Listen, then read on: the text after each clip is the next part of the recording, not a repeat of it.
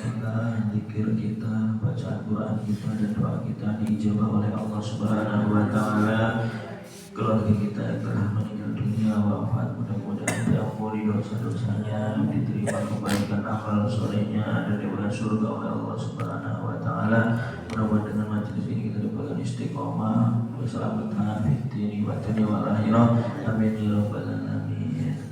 Kita membaca surah Al-Asr kisah Allahumma shalli ala sayyidina Muhammad wa ashhil zalimin bil zalimin.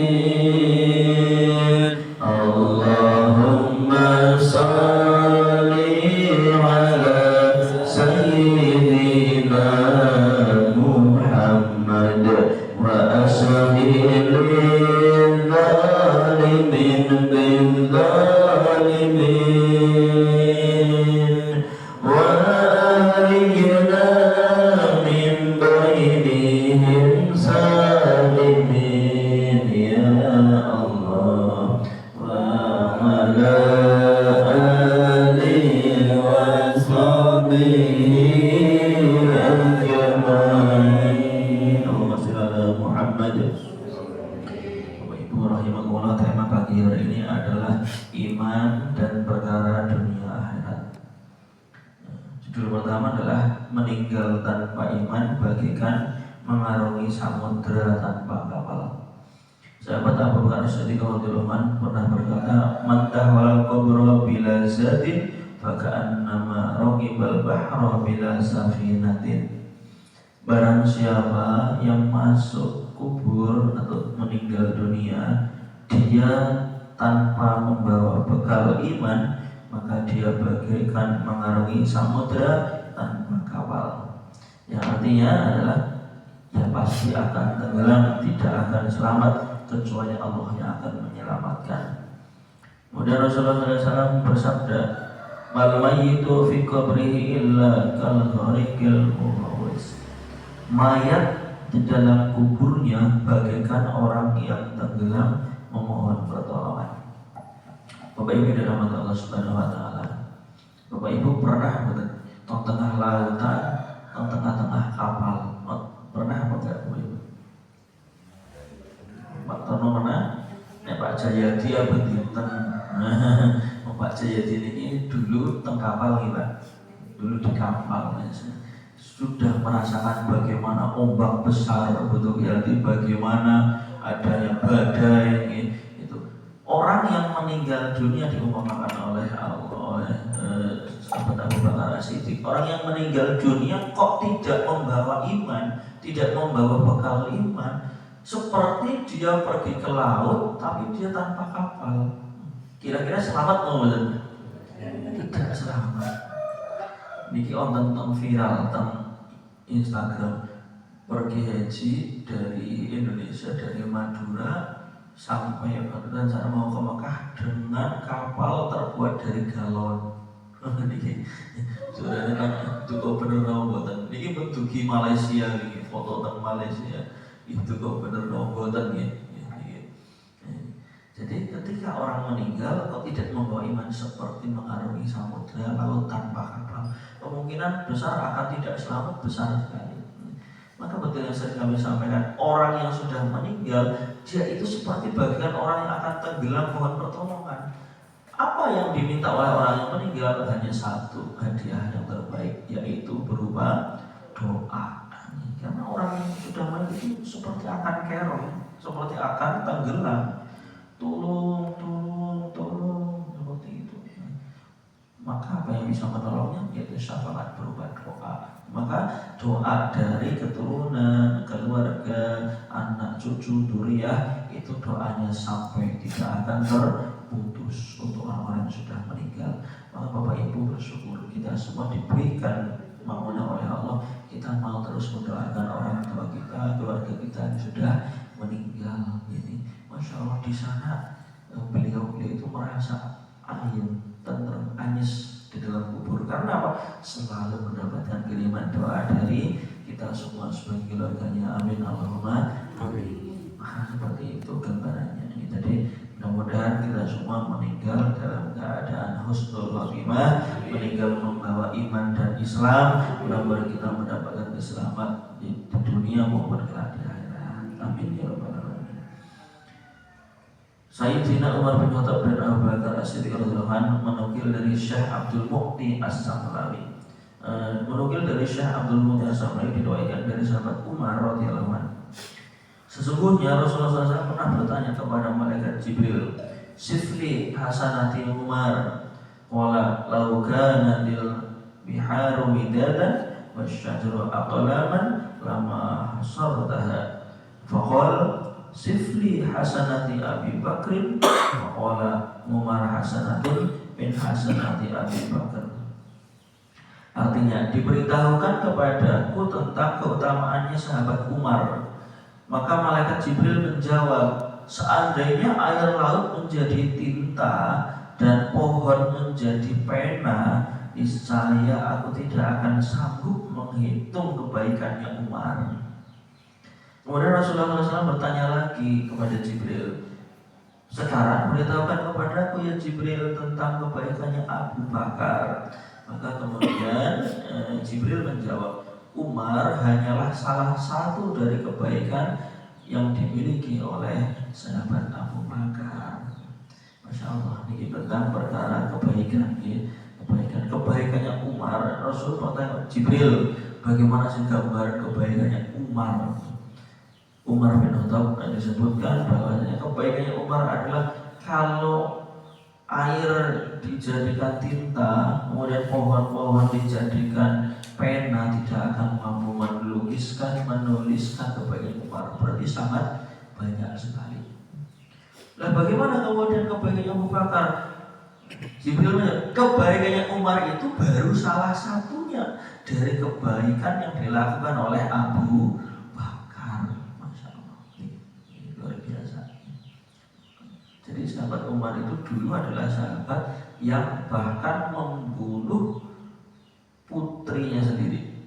Ini kok datang Arab, ketika ada lahir kok bayi kok perempuan, mereka malu. Karena apa? Zaman jahiliyah dulu. Karena perempuan itu identik dengan orang yang lemah, tidak bisa perang, tidak bisa mengangkat senjata, tidak bisa berkuda dan sebagainya. Maka mereka memilih untuk dibunuh hidup, termasuk Umar.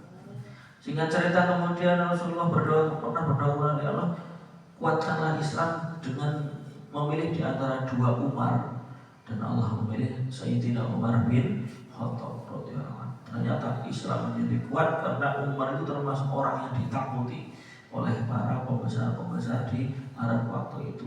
Umar itu keren, medeni. Bahkan saya takut ketika ada Umar terbirit-birit lari. Jadi ini alasan kalau jenengi lari keluar kali Umar. Saya tanda dia sama bapak kayaknya alis tebing terus. Abu Bakar kebaikannya lebih dari Umar. Karena apa? Abu Bakar, kebaikan Umar baru salah satu kebaikan Abu Bakar, masya Allah.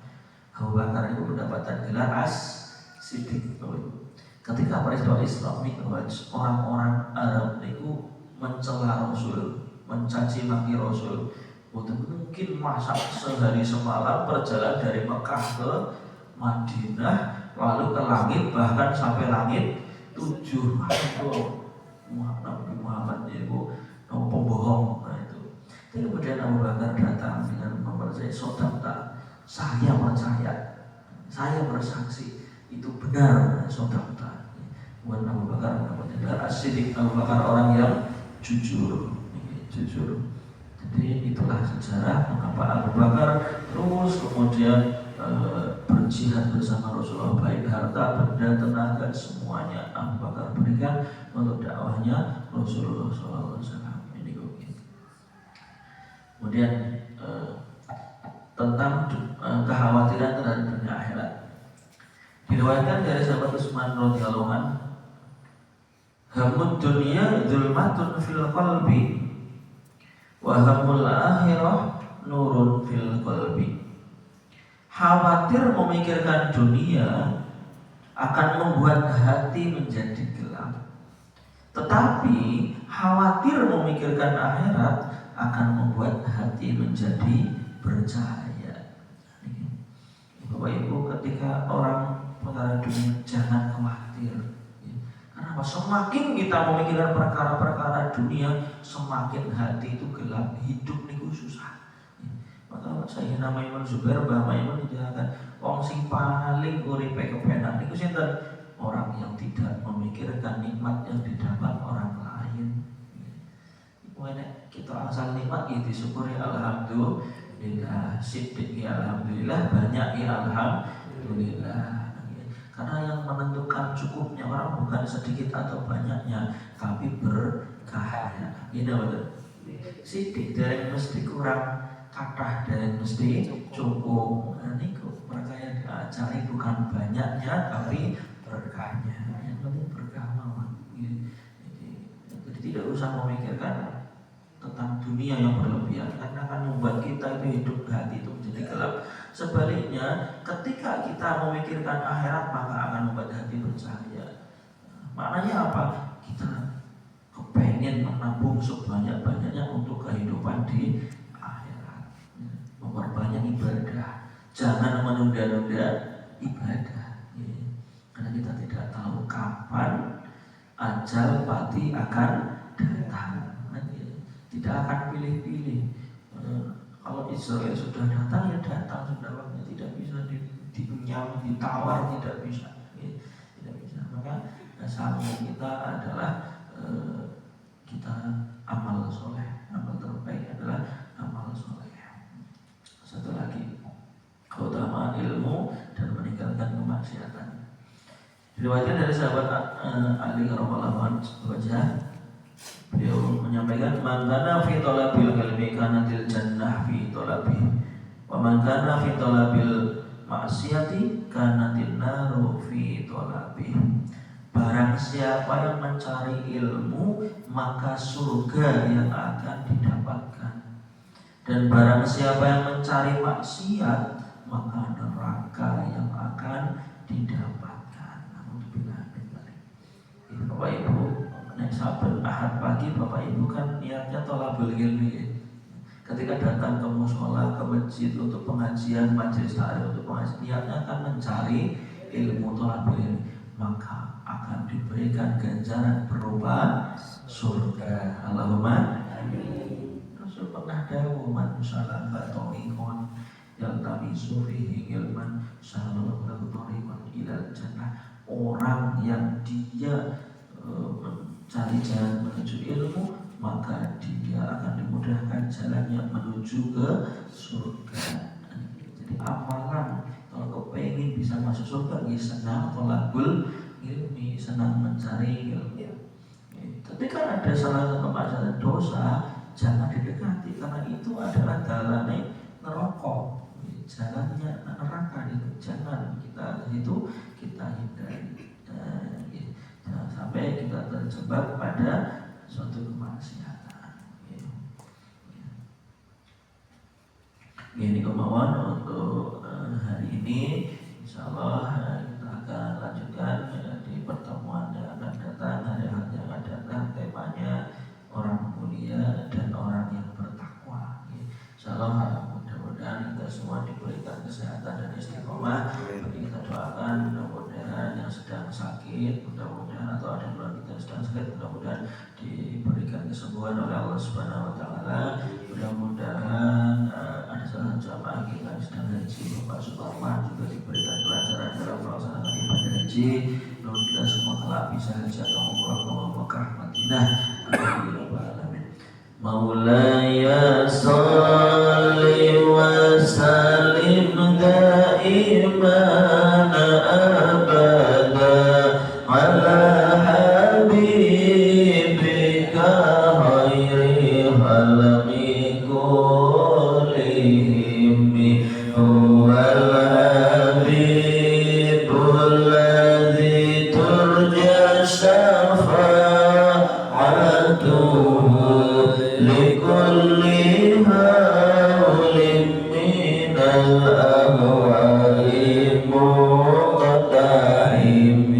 Ya Rabbi bil